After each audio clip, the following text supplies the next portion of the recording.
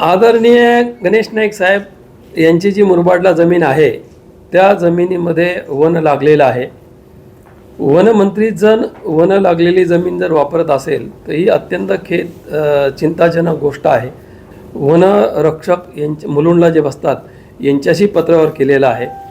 एक पत्र त्यांच्याकडून निघालेलं आहे की आम्ही चौकशी करू, पण ती चौकशी अत्यंत संथ गतीने होत आहे. त्यामुळे प्रसारमाध्यमांसमोर हा विषय मांडण्यासाठी आजचे पत्रकार परिषद घेतलेली आहे. त्याच्यानंतर इकडे म्हापेमध्ये नाईक साहेबांनी जे 2 ऑफिस घेतलेले आहेत कामधेनूमध्ये, त्या ऑफिसमध्ये जे त्यांनी पैसे भरलेले आहेत तिथं फक्त आरटीजीएस म्हणून लिहिलं आहे.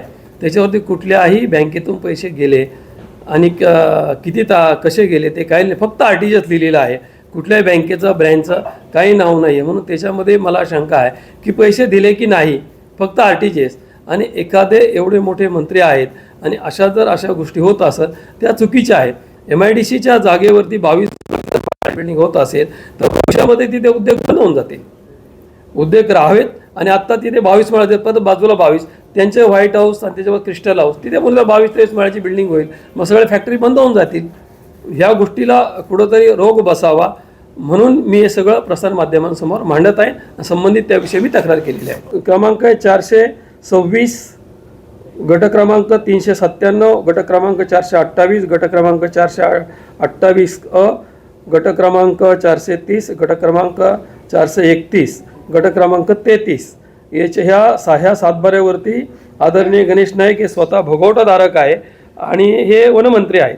आणि दुसरा गट क्रमांक आहे 431, 475 अ, गट क्रमांक 431 हे जे गट आहे हे सुबोध ॲग्रो ह्या कंपनीला फक्त 500 रुपये प्रति एकरी 60 वर्षासाठी लीजवरती दिलेले आहे.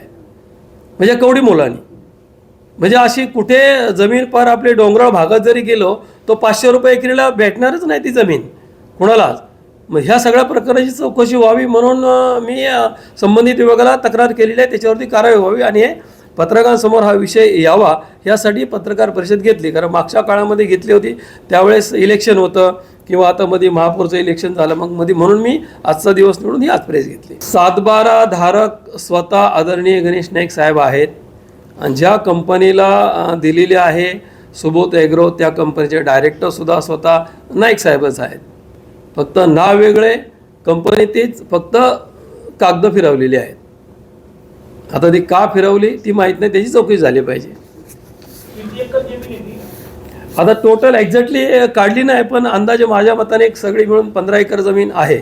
69 लाखाचे जे फ्लॅट आपण कुठेही जर फ्लॅट घेतला, कुठल्या बँकेतून पैसे गेले, कुठल्या ब्रँचमध्ये असं लिहितं ना, हे फक्त आरटीजीएस. हे तर लॉकच असते. आम्ही कसे पेपर काढले आमचं मला माहिती अधिकार तर भेटतच नाही पेपर, कारण तिथं डायरेक्ट कम्प्युटर लॉक करून टाकलेलं आहे. आता मी करणार आहे, अजून केली नाही, ती करायची. वाचता माझी दिशाभूल होते.